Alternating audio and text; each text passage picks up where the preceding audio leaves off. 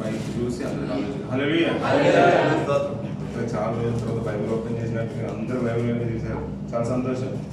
పిల్లరా, మన ధ్యాన గ్రంథంలో నుంచి లూకా సువార్త ఇందాక చెప్పిన మాటల నుంచి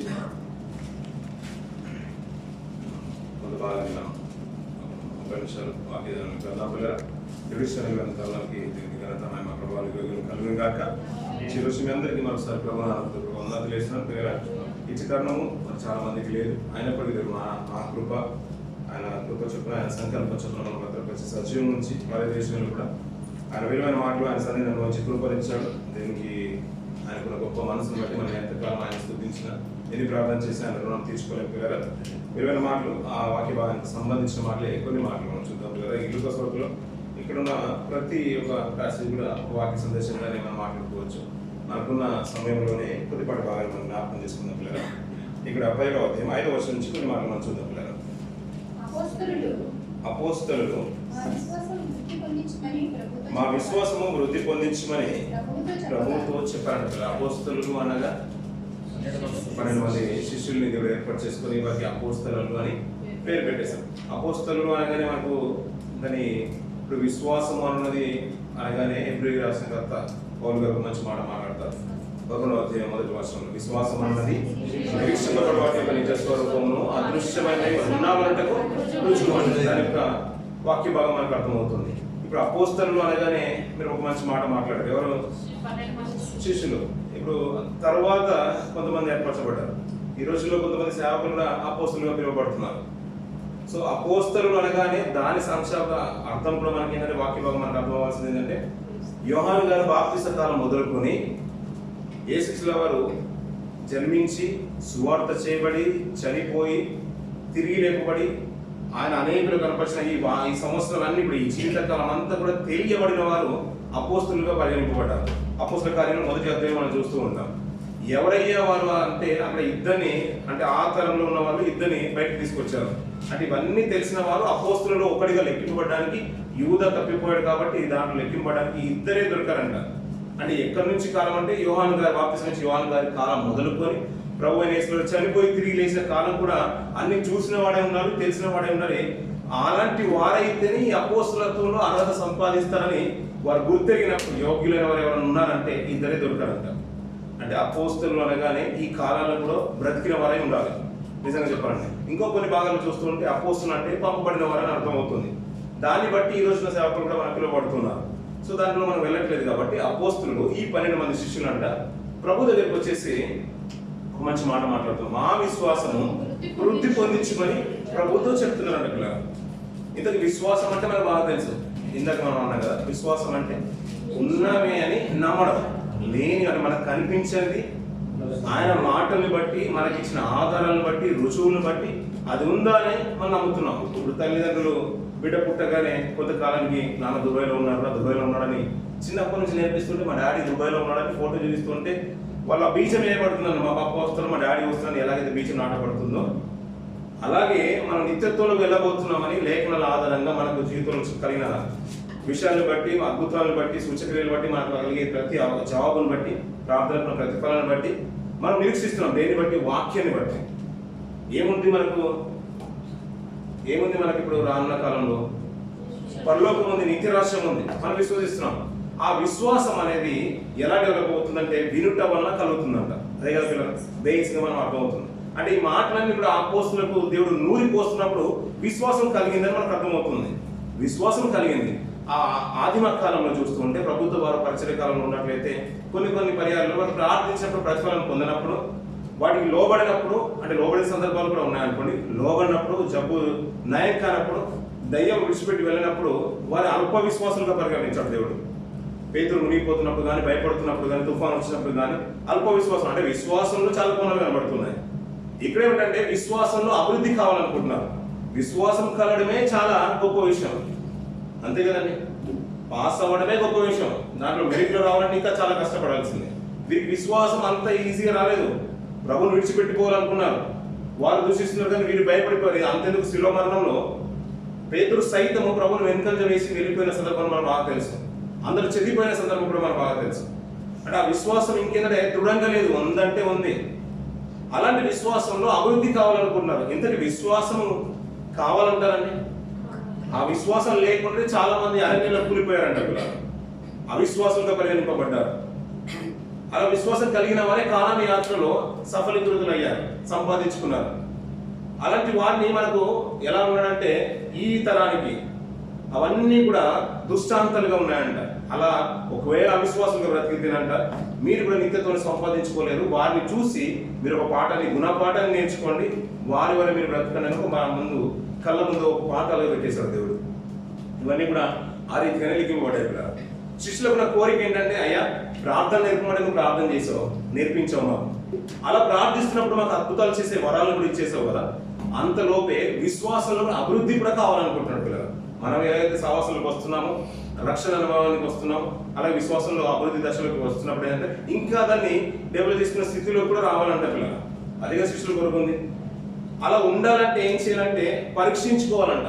ఇంతకీ మనం కూడా విశ్వాసంలో కాదని పరీక్షించుకోవాలంట. కొరింథీయులకు రాసిన పత్రిక 2 కొరింథీయులకు రాసిన 11:5 అంటాడు. మార్చుకుని పిల్లలు మళ్ళీ ఇక్కడికి వచ్చేద్దాం. 2 కొరింథీయులకు రాసిన పత్రిక 11.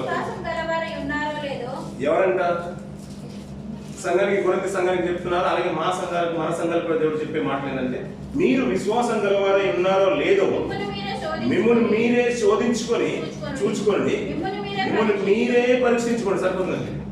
అలా పరీక్షించుకోవాలంట. అప్పుడప్పుడు అల్ప విశ్వాసం మనలో కూడా వస్తుంది పిల్లలు. కొన్ని కార్యాలకు ప్రతిఫలం పొందుకున్నప్పుడు కానీ, మేలులు పొందుకున్నప్పుడు కానీ, కష్టాలు జీవితంలో ఎదురైనప్పుడు కానీ ఇంటే దేవుణ్ణి మనము మాటలు ఉంటాం, శోధిస్తూ ఉంటాం. మనం కూడా శంకిస్తూ ఉంటాం ఆయన మాటల మీద, ఆయనకున్న అంటే ఆలస్యాన్ని బట్టి, తీసుకున్న నిర్ణయాలను బట్టి, ప్రతిఫల కొద్దిగా ఆలస్యమైనప్పుడు కానీ. ఈ విశ్వాసంలో మనం కూడా విశ్వాసంలో ఉన్నామో లేదా అని పరీక్షించుకోవాలంట పిల్లలు. అలా పరీక్షించుకుంటేనే నిజంగా విశ్వాసం ఉందా లేదా అని తెలుస్తుందంట పిల్లలు. ఇలా పరీక్షించుకున్న వారు, అంటే అపోస్తలులు పరీక్షించుకున్నారు, వారికి విశ్వాసం ఉంది, అందులో అభివృద్ధి కావాలనుకుంటున్నారు. ఈ అభివృద్ధి ఎలా రావాలి? ఇప్పుడు పిల్లలు అనుకున్నారు స్కూల్కి వెళ్తున్నారు, పెద్దలు అనుకున్నారు ఇప్పుడు దుబాయ్కి వచ్చేసరికి ఇప్పుడు డబ్బులు ఎలా సంపాదించారు, ఇక్కడికి వచ్చిన తర్వాత వీసా ఎలా పొందుకోవాలి, ఇప్పుడు అంతేందుకు కెనడా వెళ్ళినా కానీ, యూఎస్ వెళ్ళినా కానీ, గ్రీన్ కార్డు కానీ, అక్కడ సిటిజన్షిప్ కానీ, ఇవన్నీ కూడా ప్రాసెస్ జరగాలని ఇప్పుడు ఏం చేయాలని అన్నప్పుడు ఇలాంటి ఫార్మాలిటీస్ అన్నీ ఉంటాయి, వెంటనే జరగాలి. ఇది అంత తొందరగా జరిగేది కాదని తీరా చెప్పేస్తారు. ముందు 5 years ఉండాలి, అప్లై చేసుకోవాలి. 10 years తర్వాత వారికి ఇష్టమైతే అప్రూవల్ వస్తుంది. అది కూడా గ్యారెంటీ లేదు. ఇప్పుడు మళ్ళీ న్యూ ప్రెసిడెంట్ వచ్చేసాడు, తుగ్లక్ లాంటి ప్రెసిడెంట్ వచ్చేసాడు, అది కూడా అవుతుందో లేదో అని చెప్పలేని పరిస్థితిలో ఉన్నారు. ఇవన్నీ కూడా ఏంటంటే అలాగే విశ్వాసం అభివృద్ధి పొందాలంటే ఇప్పుడు ఏం కావాలయ్యా అంటే కిందికి ప్రభు చెప్తున్న మాటలు అద్భుతం అనిపించింది కదా. చూద్దాం. ఎప్పుడు విన్న మాటలే కొన్ని మాట్లాడుతున్నాం కదా. ప్రభు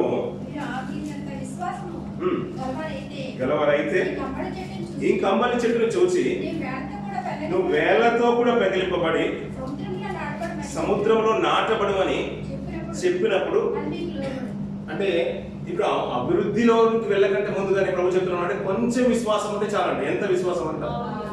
అంత విశ్వాసం. అప్పుడప్పుడు అది పట్టుకోవడానికి చాలా దొరకవు పిల్లలు. అందుకని ఆ పోపులో పెట్టెలు చిన్న ఒక స్పూన్ కూడా ఒకటి ఉంటుంది, అదే చిన్నది పోపులో పెట్టే. అందులో ఇంకా మళ్ళీ చాలా చిన్న కప్పులు ఉంటాయి. ఆ కప్పులో ఒక చిన్న స్పూన్ ఉంటుంది, దేన్ని పట్టుకోవడానికి? ఆవు గింజలు పట్టుకోవడానికి. ఆవు గింజ అంత విశ్వాసం, ఆ ఒకే గింజ అంత విశ్వాసం అంట. అది కనుక మీలో ఉంటేనంట ఎక్కడేమంటున్న చిన్నపిల్లలు విశ్వాసం గలవారైతే ఈ కంబలి చెట్టును చూసి నువ్వు వేళ్లతో కూడా పెగిలింపబడి సముద్రంలో నాటుబడి చెప్పినప్పుడు అది మీకు లోబడినట్టున్నాడు. అంటే విశ్వాసంలో అభివృద్ధి దశ ఎలా మొదలవుతుందంటే నిజంగా చెప్పాలంటే బిగినింగ్ ఎలా ఉందంటే ఒక ఆవు గింజంత విశ్వాసం. ఆ విశ్వాసమే మీకు సరిపోతుంది అంటున్నాడు. మనం ప్రార్థించేసాము, ఒక చెట్టు మన ప్రార్థన విని దేవుడు ప్రతిఫలం ఇచ్చేసి ఎలా ఇచ్చాడంటే ఆవగింజంత విశ్వాసంతో మనం ప్రార్థిస్తాడంట కంబలి చెట్టు వేళ్లతో సహా పెగిలింపబడిపోయిందంట పిల్లలు. ఈ విశ్వాసం మనం ఏమనుకుంటామంటే ఇది అఖండమైన విశ్వాసం అనుకుంటాం. ఒక చెట్టు వేళ్లతో కూడా కదిలింపబడ్డదంటే అది మామూలు విశ్వాసం కానే కాదు పిల్లలు. చిన్న ప్రార్థనకు మన జ్వరం తగ్గిపోయింది అనుకోండి, దేవుని ప్రార్థన విన్నవారు ఎన్నో కృతజ్ఞతలు చెల్లిస్తూ ఉంటాం. అలాంటి చెట్టు కూడా సైతం అక్కడ చెట్టు పాతపడ్డది, చిన్న మొక్క కాడ వేళ్లతో పెగిలింపబడి వృక్షమైంది, పెగిలింపబడి పడబడింది అంటే అది మామూలు విశ్వాసం కానే కాదు. నిజంగా దేవుని ఆస్త మీద తోడుగా ఉంది, దేవుని ఆత్మ బలంగా ఉందని పక్కన ఉన్న వారంతా కూడా భయపడిపోయే స్థితిగతులకు వెళ్ళిపోతాం. ఆశామాషి కాదు, ఒకే రోజులో పబ్లిసిటీగా పీక్ స్టైల్ వెళ్ళిపోతుంది. ఈ విశ్వాసం ఆవగింజంత విశ్వాసం ఉంటేనంట ఈ కమ్మరి చెట్టు సైతము వేలతో పగిలింపబడుతుందంట. ఆ విశ్వాసం అంతటితో ప్రారంభమవుతుంది. ఆ విశ్వాసానికి అంత బలమైన కార్యాలు జరుగుతాయి. అలాంటి మీరు ఎలా చెప్తున్న చూడండి పిల్లలు, దున్నువాడు గాని మేపువాడు గాని మీలో ఎవరికైనాను వాడు పొలంలో నుండి వచ్చినప్పుడు నీవు ఇప్పుడే వెళ్ళి భోజనం చేయమని వానితో చెప్పడా అంట పిల్లలు. చెప్పడా? ఇప్పుడు మనం కంపెనీలో పనిచేస్తున్నాం పిల్లలు, మనం డ్యూటీ చేస్తున్నాం. ఎండలో ఇప్పుడు బాగా ఎండ ఉంది, టెంపరేచర్ 45, 46 బహుశా 50 కూడా క్రాస్ అవుతుండవచ్చు. ఇప్పుడు అలా పనిచేస్తున్నాం, మనం ఎండలో పనిచేస్తున్నాం అనుకోండి, ఇండోర్ కాకుండా అవుట్డోర్లో పనిచేస్తున్నాం. అప్పుడే బాస్ ఇలా వెళ్తున్నాడు, మేడం ఇలా వెళ్తుంది, మనం ఎండలో పనిచేస్తున్నాడు, వెళ్ళరా రూపలకి వెళ్ళి కూర్చో, ఏసీలో కూర్చోని అంటారు. ఎందుకు కాదండి? కనికరం లేదంటారు వాళ్ళకి. మరీ ఇంత కనికరం లేదండి. ప్రొద్దున 4 గంటలకు పనికి వెళ్ళిపోయి మిట్ట మందిని ఎండలో పనిచేసిన కనికరం లేకుండా ఇలా నిర్ణయాలు మాట్లాడడం మంచిది కాదు కదండి. కనీసం కనికరం చూపి మానవత్వం చూపించి నాన్న నువ్వు ఏసీలో వెళ్ళరా, నేను కార్లో మంచి కూలింగ్ వాటర్ ఉన్నాయి అది కూడా ఇస్తానని చెప్పొచ్చు కదండి. అలా చేస్తే దేవుడు ప్రతిఫలం ఇస్తాడు కదా, అలా పరామర్శిస్తే దేవుడు ప్రతిఫలం ఇస్తాడు కదండి. అలా కాదంట పిల్లలు.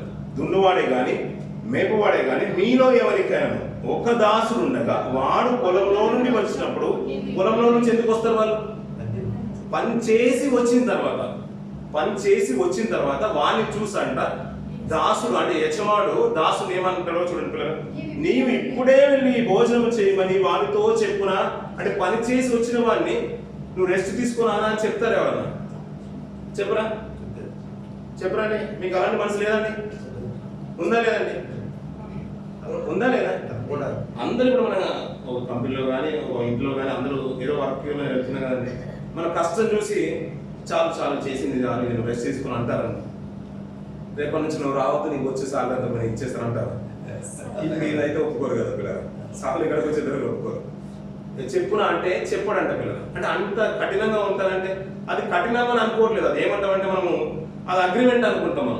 మనం కట్టుబడే వచ్చేసాం. దాసుడితో యజమాని ప్రవర్తించే తీరు అలాంటిది అంటున్నాడు. కింది చూడండి పిల్లలు. అంతేగాక నేను భోజనము చేయుటకు ఏమైనాను సిద్ధపరిచి నడుము కట్టుకొని నేను అన్నపానములు పుచ్చుకుని వరకు నాకు పరిచారము చేయము, అటు తర్వాత నీవు అన్నపానములు పుచ్చుకొని వచ్చునని వానితో చెప్పును అంటున్నారు. అంతే కదండి.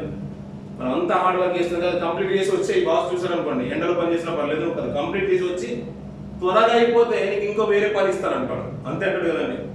ఎందుకంటే 2 సంవత్సరాలు మనం అగ్రిమెంట్ చేసుకున్నాం వాళ్ళతో, ఇంట్లో పైన కానీ ఎవరైనా కానీ సీరియస్ అయితమైనా కానీ ఒక పనికి వెళ్తున్నప్పుడు ఇది అయిపోయిందా, తొందరగా అయిపోయిందా, అలాగే తొందరగా వెళ్ళిపోయినారు, ఇది కాకపోతే ఇంకొక పని ఉందంటారు. అలా చెప్తారు కదా. ఇప్పుడు నువ్వు ఇప్పుడే పని చేసి వచ్చావు కదా, నువ్వు కాళ్ళు చేతులు అడుగు, నేను భోజనం సిద్ధపరుస్తున్నాను అంటే నేను భోజనం రెడీగా ఉన్నాను, నాకు భోజనం పెట్టు, నేను తిన్న తర్వాత. ఇప్పుడు అంతవరకు పని చేసింది ఎవరు? దాసుడు పని చేశాడు. యజమాని ఏం చేశాడు? ఇప్పుడు బయటికి వెళ్ళి వచ్చేసాడు అంతే, ఇంకేం లేదు అక్కడ. పనికి వెళ్ళినవాడు, పొలంకి వెళ్ళినవాడు, దున్నినవాడు దాసుడు. అతను తీర పని అంతా కూడా పూర్తి చేసుకొని సాయంకాలం ఇంటికి వస్తూ ఉంటే యజమాని అంటే మాట వచ్చావా, రా తొందరగా వచ్చిన అప్పటి నుంచి ఆకలిగా ఉన్నాను. ఇప్పుడు ఆకలి పడాల్సింది ఎవరు? పనివాడు ఆకలి పడాలి, దాసుడు ఆకలి పడాలి. కానీ యజమానికి ఆకలిస్తుందంట.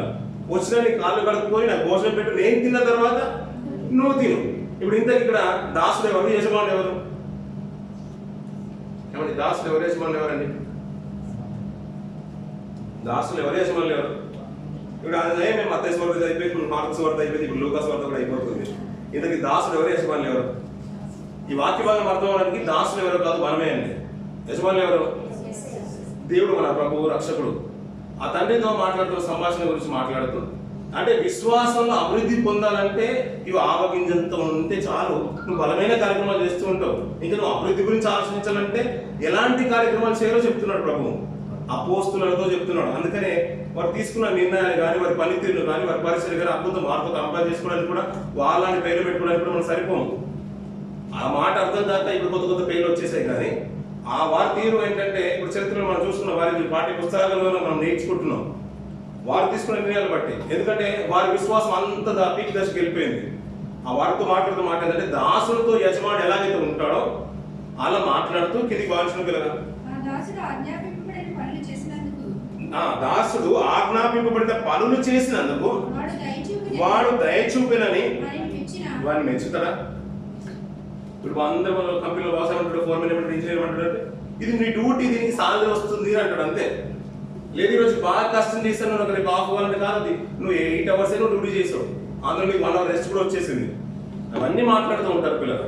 అది ఒక అగ్రిమెంట్ ప్రకారంగా నీ డ్యూటీ నువ్వు చేయాల్సిందే, ఇది నీ పార్ట్ ఆఫ్ డ్యూటీ అని మాట్లాడుతూనే ఉంటుంటారు. అలాగే దాసుని మెచ్చుతాడా? అటువల్లనే ఎవరి వల్లనే?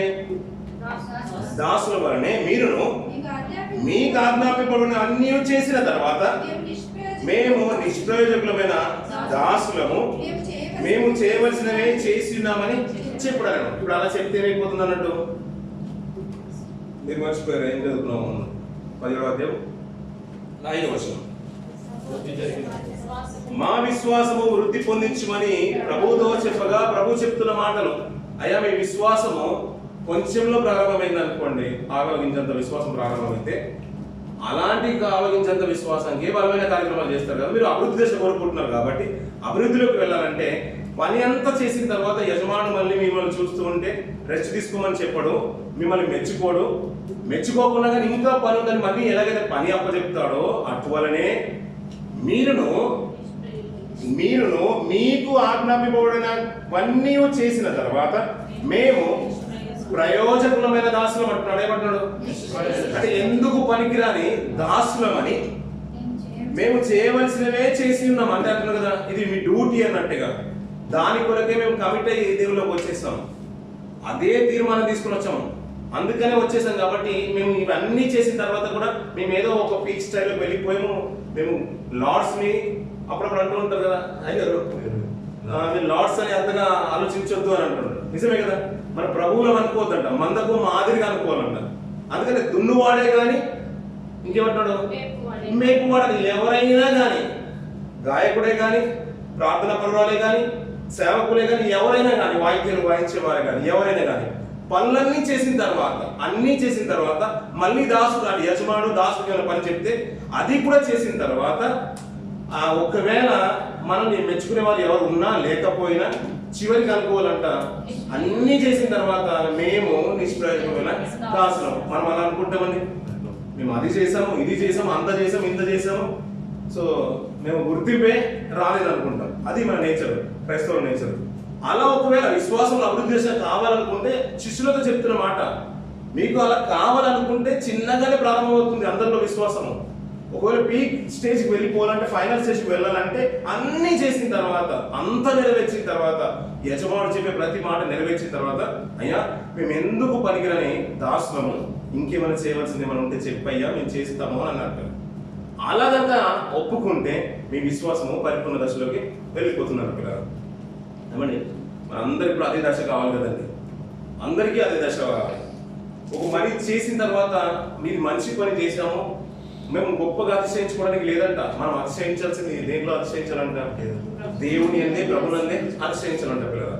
అందుకనే మనం ఎన్ని నీతి కార్యాలు చేసినట్ట, మన నీతి కార్యాలు ఒక పశ్చాత్తాపంతో మంచి మాట మాట్లాడతారు భక్తులు పాత నిబంధన గ్రంథంలో.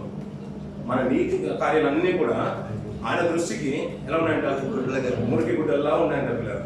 అంటే మనం చేసేది ఏది కూడా సరిపోదు అంటాడు. ఇంకా యోగుతో వాళ్ళ స్నేహితులు మాట్లాడుతూ ఉంటారు, మనుషుడు దేవుని దృష్టికి పవిత్రుడు కాగలడా, నిర్దోషస్తుడు కాగలడా, అసలు సాటిగా నిలబడగలడా, నరమాత్రుడు ఎందుకు పాత్రుడు అవ్వగలుగుతాడు ఆయన దృష్టిలో? అంటే అంత పశ్చాత్తాపం కనుక ఒక విశ్వాసంలో ఉంటే దేవుని కోణం ఎలా ఉంటుందంటే, అంటే మనిషి కోణంలో ఆలోచిస్తూ ఉంటే నిజంగా దేవునితో మనం సరిసమానం కాము. కానీ దేవుడు ఏమనుకున్నా అంటే అలాంటి తగ్గింపు స్వభావం, అలాంటి పశ్చాత్తాప స్థితి కనుక ఒక విశ్వాసులు కనుక ఉంటే అతను ఏమనుకున్నా అంటే, ఒక మంచి మాట పిల్లలు ఈ దీనికి ఇలా ఉంచుకుని పిల్లలు లూకాసు వార్త 12వ అధ్యాయం 35వ వచనం ఉంచుకొని మాట్లాడుతున్న పిల్లలు,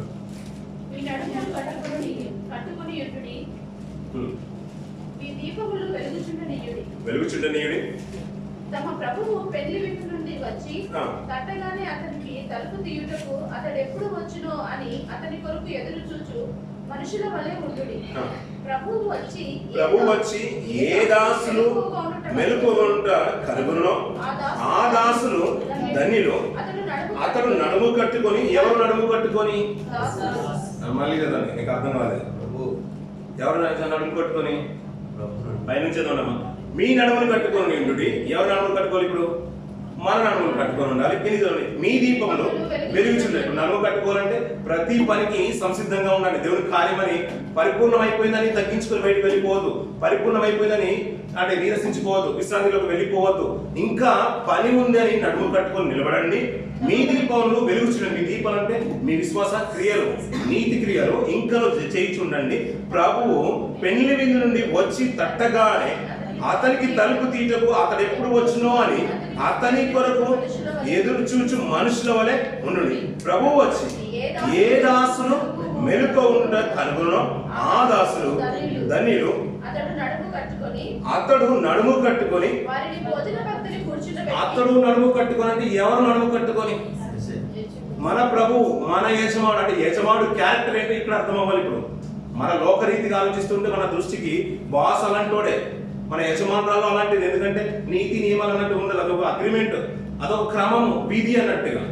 అలా కనుక నువ్వు సిన్సియర్గా ఉంటే దేవుని దృష్టి ఎలా ఉంటారంటే అలా బ్రతికిన వారంట, నీతి క్రియలు ఇంకా చేసేవారికంట దేవుడే నడుము కట్టుకొని వారిని భోజన భక్తిలో కూర్చోబెట్టి తానే వచ్చి వారికి ఉపచారము చేయదని నీతో నిశ్చయంగా చెప్తాడు. ఇది దేవునికి నా క్యారెక్టర్. మీ విశ్వాసం అభివృద్ధి దశలోకి రావాలనుకుంటే ఎన్ని చేసినా కానీ ఇంకా చేయవలసింది దేవునికి అంటూ. అయినా మేము ఇప్పుడే పూర్తిగా పరిపూర్ణ దశలోకి వచ్చేసామని ఎప్పుడు అనుకోదు. ఇంకా చేయవలసినవి చాలా ఉన్నాయని గుర్తెరిగి ఇవన్నీ చెయ్యండి. అలా చేస్తే మీ విశ్వాసము పరిపూర్ణ దశలోకి వెళ్ళిపోతుంది అని చెప్పాడు. అయ్యా మరి విశ్వాసం ఉందంటే ఏం చేయాలంటే పరీక్షించుకోమంటున్నాడు. అలా పరీక్షించుకొని ఈ లోపల బ్రతుకుతుంటేనంట ఇంకా పనులు చేస్తూ ఉంటే నమ్మకంగా ఎవరైతే బ్రతుకుతూ ఉంటారో వారినంట దేవుడు వచ్చాడంట. దేవుడు తన నడుము కట్టుకొని వారిని కూర్చోబెట్టి దేవుడే సర్వ్ చేస్తారంట. ఎంత గొప్ప కార్యం అండి! ఆయన సర్వ్ చేస్తారంట మనకు. ఆయన చేత పరిచారం చేయించుకునే స్థితి రావాలంటే ఇప్పుడు ఈ లోకంలో మనం పరిచారకులుగా ఉండాలి. దున్నివాడే కానీ మేపవాడే కానీ పొలంలో ఏ పనిని కానీ దేవుడి పరిచయంలో ఏ పనిని కానీ చేయవాడు ఎలా ఉండాలంటే మేము అన్నీ చేసిన తర్వాత మనకు ఆజ్ఞాపించబడిన అన్నీ చేసిన తర్వాత మేము నిష్ప్రయోజనమైన దాసులమని ఎవరైతే గొప్పగా ఎంచుకుంటారో ఆ దాసులు మెలుకో ఉండి ఇంకా పనిచేస్తారంట. ప్రభువు తానే వచ్చి తన నడుము కట్టుకొని వారికి భోజన పద్ధతిని కూర్చోబెట్టి వడ్డిస్తున్నాడు పిల్లలు. అలాంటి స్థితిలోకి వెళ్ళాలంటే ప్రతిసారి పౌలు గారు ఒక మంచి మాట మాట్లాడతారు. ఫిలిప్పీ రాష్ట్ర పత్రిక 3వ అధ్యాయం ఆ మాట చూడండి పిల్లలు, త్వరగా ముగించేద్దాం. 3వ అధ్యాయం 12వ వచనం మాట్లాడుతున్నారు. ఇదివరకే నేను గెలిచింది అయినను, ఇదివరకే సంపూర్ణ సిద్ధి పొందితిని అయినను నేను అనుకున్నట లేదు కానీ నేను దేని నిమిత్తము క్రీస్తు యేసు చేత పట్టబడితినో దానిని పట్టుకున్న వల్లని పరిగెత్తుచున్నాను అంట పిల్లలు. ఇంకా నేను ఆల్రెడీ పరిపూర్ణ దశకు వచ్చేసానని సంపూర్ణ స్థితి పొందుకున్నానని అనుకోవట్లేదంట. ఇంకా ఆయన శేష జీవితం ముగిసే వరకు కూడా పనిలో ఇంకా పట్టుత్వం కలిగి ఉన్నాడు పిల్లలు. ఆయన సహకరించలేని స్థితిగతుల్లో ఉన్నప్పుడు, రాయలేని స్థితిగతుల్లో ఉన్నప్పుడు తిమోతి సహకరించేశాడు. చాలా మంది పత్రికలు రాసింది ఆయన స్వాస్థలతో కొద్ది తక్కువ రాసినవి తక్కువ. మిగతా మంది తనకు సేవకులుగా ఉన్నవారే, సహకారులుగా ఉన్నవారే సహోదరులు రాశారు పిల్లలు పత్రికలన్నీ కూడా. అలాంటి స్థితిగతుల్లో కూడా దేవుని వాక్యాన్ని ప్రకటించడానికి పౌలు గారు కోరుకున్నారు. అలా ఉన్నారు కదా అని పరిపూర్ణ దశ వచ్చిందని ఎప్పుడు అనుకున్నారంట. ఎప్పుడైతే పానార్పంగా పోయబడుతున్నాడో, చనిపోవడానికి సిద్ధమవ్వాడో అప్పుడు ఆ పలికిన మాట తిమోతి రాసిన పత్రికలో. అంతవరకు ఎలా ఉందంటే నేను పరిపూర్ణ దశకు వచ్చేసానని అనుకోలేదంట. ఇంకా చేయవలసినవి ఉన్నాయని అనుకుంటూ ఇంకెలా బ్రతకాలని చెప్తున్నా చూడలేదు. నేను ఇదివరకే పట్టుకొని ఉన్నానని తలంచుకున్నాను. అయితే ఒకటి చేయుచున్నాను, వెనక ఉన్నవి మరచి ముందున్న వాటి కొరకై వేగిరపడుచు క్రీస్తు యేసునందు దేవుని ఉన్నతమైన పిలుపునకు కలుగు బహుమానమును పొందవలనని గురియొద్దకే పరిగెత్తుచున్నాను. ఆ పిలుపు కొరకు ఆ వయసులో కూడా పరిగెత్తుతూనే ఉన్నాడు. ఎందుకొరకు? ఆయన ఒక నిరీక్షణ ఉంది. విశ్వాసం అంటే నిరీక్షణ ఉంది. ఆ నిరీక్షణ ఏంటంటే ప్రభుతో పాటు నేను ఉండాలి. అది ఎలాగైనా పర్లేదు అనుకున్నాడు పిల్లలు. దాని కొరకు ఏంటంటే నేను పరిపూర్ణ దశకు వచ్చేసాను అనుకోవట్లేదు. అది కాలగమనాల్లో జరిగిపోతున్నా, సంవత్సరాలు గడిచిపోతున్నా ఆయనకున్న విశ్వాసం ఏంటంటే అంతవరకు నేను పనిచేస్తూ ఉండాలి. చేతనంత మటుకు శక్తికి మించి పరిచయంలో తర్వాత పాత్రను పోషించాలి. అలా పెంటగా ఎంచుకున్నాడు. అందుకనే అతను వెనుకునే అన్ని మర్చిపోతున్నాడు. కష్టాలు, బాధలు, హింసించిన కొరడా, దెబ్బలు ఇవన్నీ కూడా మర్చిపోతున్నాడు. ఎందుకంటే అది కలుగు దాని ముందు ఇవన్నీ చాలా స్వల్పం అనుకున్నాడు. విడిచిపెట్టుకోవట్లేదు. విశ్వాసం కలగడమే చాలా కష్టమైంది. కలిగిన దాంట్లో అభివృద్ధి కావాలనుకున్నారు శిష్యులు పిల్లలు. అలా ప్రభు చెప్తున్న మాటలు విని కొంతగానే మనసులు ముద్రింపబడ్డాయి. చివరికి ప్రభు శిలువ మరణం చూసిన తర్వాత, ఆయన పునరుద్ధరణ అయిన తర్వాత, పరిశుద్ధాత్మను పొందుకున్న తర్వాత పేతురు పలుకుతున్న మాటలను బట్టి వారు నిజంగా అపోస్తులు బలపరచబడ్డారు పిల్లలు. రుజువుల తర్వాత బలపరచబడ్డారు. బలపరచబడిన తర్వాత వాళ్ళు ఏమనుకున్నారంటే పరిచర్య కొనసాగిస్తూ కొంతమంది ఖడ్గం చేత చంపబడుతున్నారు, కొంతమంది ఆయా దేశాల్లో చెదిరిపోయే విశ్వాసంలో ఉన్నారు. అలాంటి వారు పత్రికలు రాస్తూ వారు ఎలా అనుకున్నారో ఒక మంచి మాట చూడండి పిల్లలు. రోమిల్ రాసిన పత్రిక 1వ అధ్యాయం 1-2 వచనాలు చూడండి. అలాగే ప్రకటన గ్రంథం 1-2 వచనాలు. ఏమనుకున్నాడు ఆయన? యేసుక్రీస్తు దాసుడు అనుకుంటున్నాడు పిల్లలు. యూదా రాసిన పత్రిక వచ్చిన పిల్లలు. అలాగే యాకోబు రాసిన పత్రిక 1వ అధ్యాయం 1వ వచనం, పేతురు రాసిన పత్రిక 2వ పత్రిక, పేతురు రాసిన పత్రిక 1వ వచనం. యేసుక్రీస్తు దాసులను సరిపోతుంది పిల్లలు. పేతురు రాసిన పత్రిక దాసులని కదా పిల్లలు. యోహాను రాసిన ప్రకటన గ్రంథము 1వ వచనం, తన దాసులకు కనపరచుటకు దేవుడు ఆయనకు అనుగ్రహించబడిన ప్రత్యక్షత ఈ సంగతి త్వరలో సంభవింపనై ఉన్నవి. ఆయన తన దూత ద్వారా వర్తమానం పంపి తన దాసులైన యోహానుకు వాటిని సూచించారు. సరిపోతుంది పిల్లలు. వాళ్ళందరూ అనుకున్నది ఏంటంటే మేము దాసులమే, మేము శిష్యులము అని గొప్పగా ఎంచుకోవట్లేదు. 12 మంది శిష్యులం కదా, పరిచయలో చాలా ఉన్నది కదా అని అనుకోలేదు పిల్లలు. ఎందుకంటే అన్ని చేసి తర్వాత పత్రికలు రాస్తున్నారు. ఇప్పుడు వెళ్ళడానికి ఆస్కారం లేదు. యోహాను గారు పద్మసు దీపంలో పరవాసి ఉన్నప్పుడు రాసిన పత్రిక, పేతురు గారు పత్రిక